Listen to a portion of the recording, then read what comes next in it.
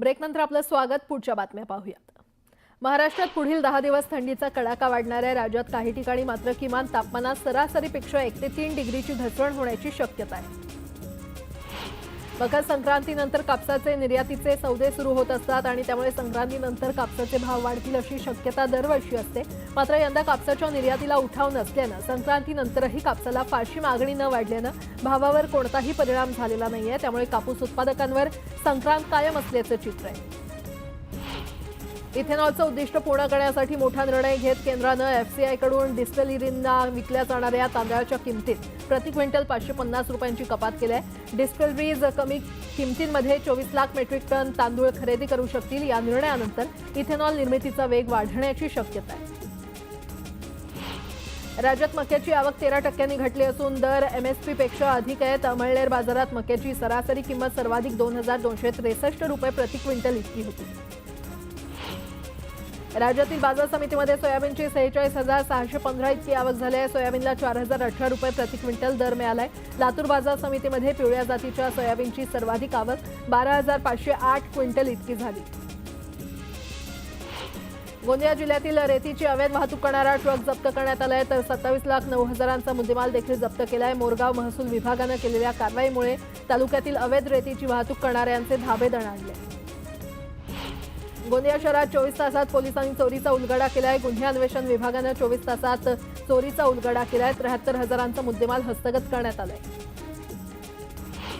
जळगावातील फुकटपुऱ्यात घरफोडीची घटना घडली आहे. मुलांच्या लग्नासाठी जमवलेले दागिने आणि पैसे चोरट्यांनी लंपास केलेत. जवळपास 7 लाखांची रोकड आणि दागिने चोरट्यांनी चोरलेत. या प्रकरणी गुन्हा दाखल करण्यात आला. ठाण्यातील कळवा खाडीमध्ये नवजात बाळाचा मृतदेह आढळलाय. नवजात बाळ हे स्त्रीलिंगी आहे अशी माहिती डॉक्टरांनी दिली आहे. तर पोलिसांकडून अधिकचा तपास सुरू आहे. जळगावात एका महिलेची ऑनलाईन टास्कच्या नावाखाली 5 लाखांची फसवणूक करण्यात आली आहे. या प्रकरणी पोलिसांनी 4 सायबर ठगांविरोधात गुन्हा दाखल केलाय. नालासोपारा येथील पेल्हार पोलीस ठाण्याच्या हद्दीमध्ये एका तरुणाचा अपघाताच्या नावाखाली हत्या करण्यात आल्याचा धक्कादायक प्रकार समोर आलाय. पोलिसांनी या प्रकरणाचा तपास करत आरोपीला अटक केली असून ही हत्या कटपूर्वक रचलेल्या अपघाताचा बनाव असल्याचं समोर आलंय.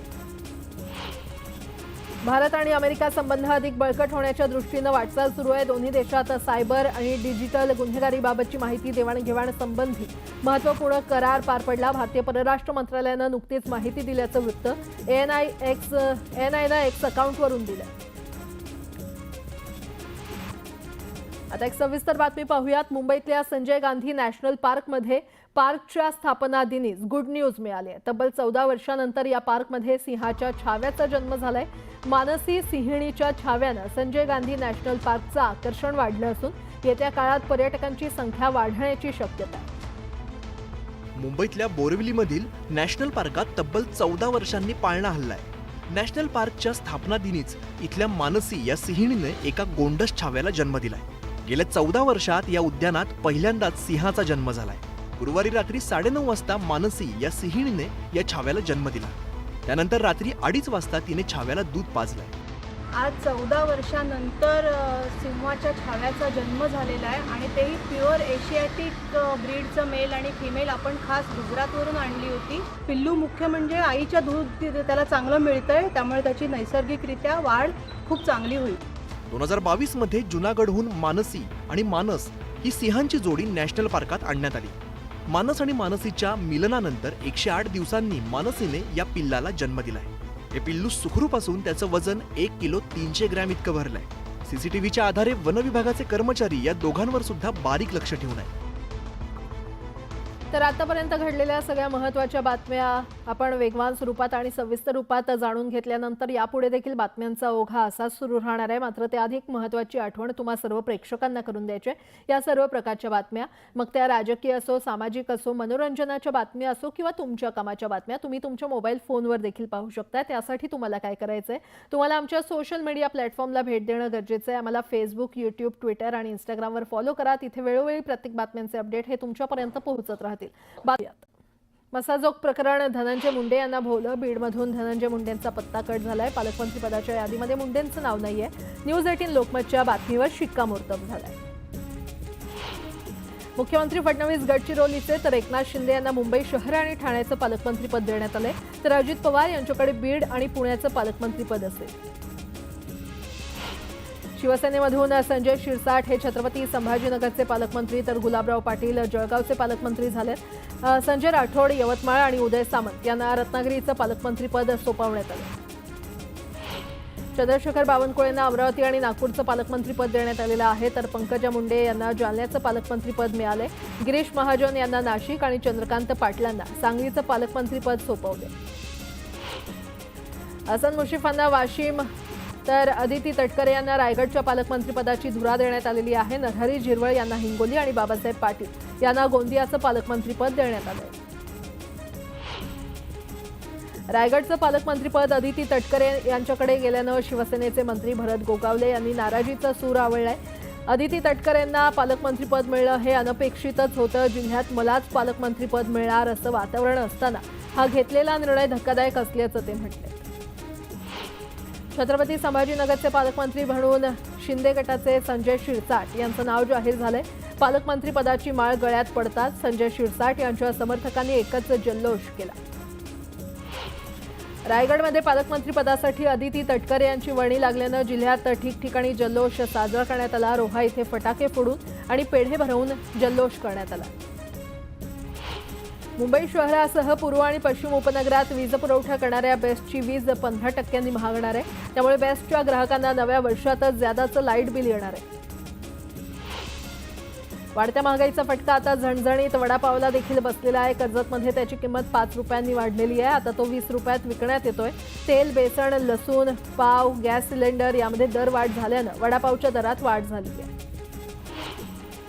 धरणगाव शहरातील नागरिकांना मुख्य चौकात अतिक्रमणाचा मोठा अडथळा निर्माण होत होता आणि याच अनुषंगानं मुख्य रस्त्यावरील अतिक्रमण काढण्याबाबत नागरिकांकडून मागणी नगर परिषदेला केली होती. धरणगाव नगर परिषदेतर्फे कारवाई करण्यात आली असून उड्डाण पुलाखाली नवीन जागा देण्यात आली आहे.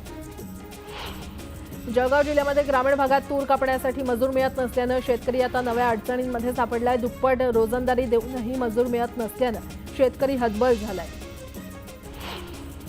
जळगाव पालिकेची केवळ 15 दिवसात अभय योजनेतून 5.25 कोटींची कर वसुली झाली आहे तर आज रविवारी सुट्टीच्या दिवशी ही पालिका कार्यालय सुरू राहणार आहे. भांडूप इथे पार पडत असलेल्या अखंड हरिनाम सप्ताहाला उद्धव ठाकरेंनी हजेरी लावली होती. उद्धव ठाकरेंच्या हस्ते आरती देखील पार पडली. आमदार सुनील राऊत आणि रमेश कोरगावकर यावेळी उपस्थित होते. बारामतीमध्ये आयोजित केलेल्या कृषी प्रदर्शनात शेतकऱ्यांना आता लाल रंगाचं सूर्यफूल पाहायला मिळतंय. सर्वसाधारणतः आपल्या भागात पिवळ्या रंगाच्या सूर्यफुलाचं उत्पादन घेतलं जातं. मात्र कृषी विज्ञान केंद्रात शोभेसाठी वापरल्या जाणाऱ्या लाल रंगाच्या सूर्यफुलाचं पीक घेतलंय. हे लाल रंगाचं सूर्यफूल लक्ष वेधून घेतंय. नवी मुंबईच्या डी.वाय. पाटील स्टेडियममध्ये कोल्डप्ले या जागतिक दर्जाच्या संगीत शोचं आयोजन करण्यात आलं होतं. मात्र या शोमुळे सायन पनवेल महामार्गावर मोठ्या प्रमाणात वाहतूक कोंडी झाली होती. उबाठा शिवसेना पदाधिकाऱ्यांनी 18 जानेवारीला करूळ घाटातून वाहतूक सुरू करण्याचा इशारा प्रशासनाला दिला होता. मात्र उबाठा सेनेच्या पदाधिकाऱ्यांनी घाट मार्गाची पाहणी करत घाट सुरू करण्यासाठी पुन्हा एकदा जानेवारी अखेरपर्यंतची डेडलाईन प्रशासनाला दिली आहे. गोदावरी काठावरील नाशिकमध्ये दर 12 वर्षांनी होणाऱ्या सिंहस्थ कुंभमेळ्यात देशभरातील लाखो साधू महंतांच्या निवासासाठी साधुग्राम नगरी वसवण्यात येणार आहे. त्यासाठी कायमस्वरूपी जागा अधिग्रहित करण्याची तयारी शासनानं केली आहे. सविस्तर बातमी पाहूयात. बीड जिल्ह्यातील अंबाजोगाईमध्ये गर्लफ्रेंडनं बोलणं बंद केलं त्यामुळे आरोपीनं गोळीबार केला. या घटनेत सुदैवानं जीवितहानी झालेली नाहीये. पोलिसांनी तातडीनं धाव घेत या आरोपीला अटक केली आहे.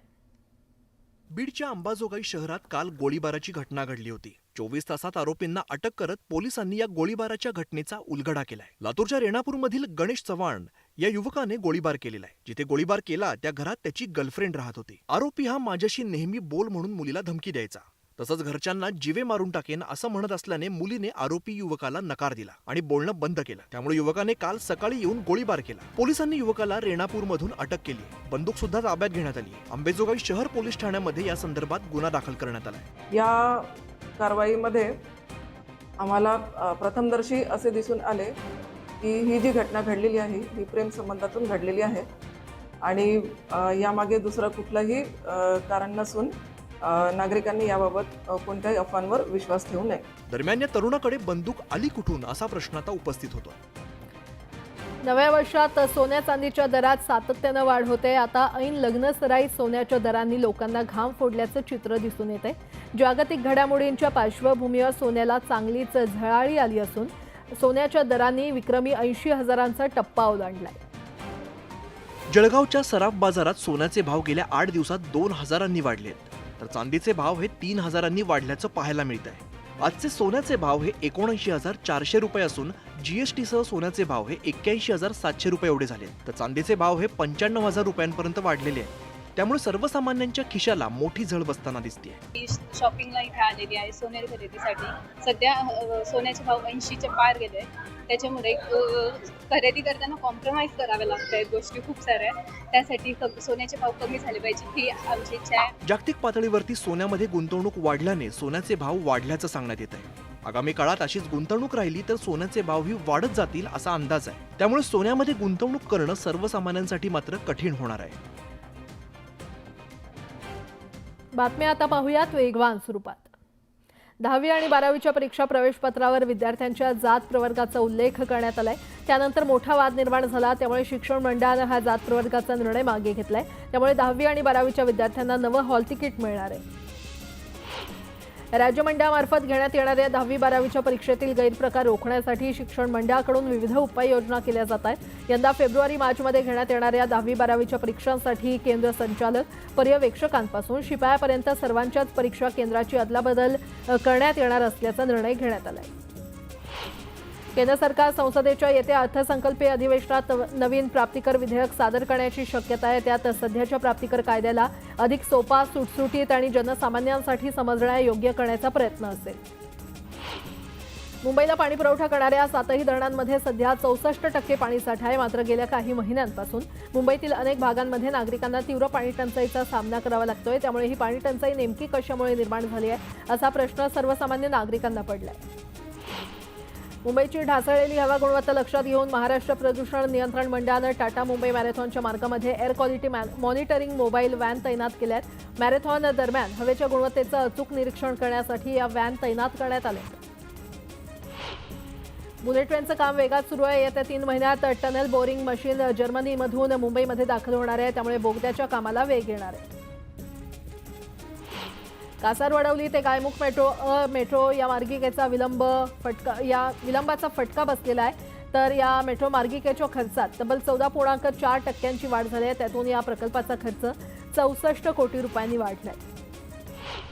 नवी मुंबई सिडकोची घरं महाग असल्याची ओरड आहे. मात्र प्रत्यक्षात ही घरं स्वस्त आहेत. त्यामुळे किमती कमी करण्याचा कोणताही प्रस्ताव नाही असं सिडकोने स्पष्ट केलंय. पार्किंग धोरणाची मुदत मार्च 2022 मध्ये संपली आहे. त्याबाबत जवळपास 2.5 वर्षांपासून मुंबई पालिकेचा रस्ते आणि वाहतूक विभाग राज्य सरकारकडे पाठपुरावा करतोय. मात्र अद्यापही सरकारनं मंजुरी दिलेली नाही. राज्यातील शहरांमध्ये सार्वजनिक वाहतूक व्यवस्था सुधारण्यासाठी 24,000 नवीन बसगाड्यांची तातडीची गरज असल्याचं बोललं जात आहे. Institute for transport and development policy या संस्थेनं त्यांच्या या विश्लेषणात बसगाड्यांची गरज असल्याचं म्हटलंय. एसटी महामंडळामध्ये चालक, वाहक आणि यांत्रिकी कर्मचाऱ्यांच्या रिक्त पदांमुळे रद्द किलोमीटरच्या प्रमाणात मोठी वाढ झाली आहे. महामंडळाच्या उत्पन्नावर देखील त्याचा विपरीत परिणाम झाला आहे. ज्यांचं वय 62 वर्षांपेक्षा कमी आहे अशा कर्मचाऱ्यांना केवळ तात्पुरत्या स्वरूपात कमी पडणारं मनुष्यबळ विचारात घेऊन त्यांची फेरनियुक्ती करण्याचा निर्णय एसटी महामंडळानं घेतलाय. मुंबई लोकल, मेट्रो आणि मोनोरेलच्या तिकीट काउंटरवरील गर्दी आणि बेस्ट बसमध्ये सुट्ट्या पैशांवरून होणारे वाद रोखण्याकरता आता सरकार एकच ॲप तयार करण्याच्या प्रयत्नात आहे. या एकाच ॲपवरून मुंबईकर तिकीट काढू शकणार आहे. नवी मुंबईतील भटक्या श्वानांवर उपचार आणि नियंत्रणाचं काम पालिकेकडून केलं जातं. यासाठी श्वान नियंत्रण कार्यक्रम राबवण्यात येतोय. मागील वर्षी 6,000 जखमी श्वानांवर उपचार करण्यात आले.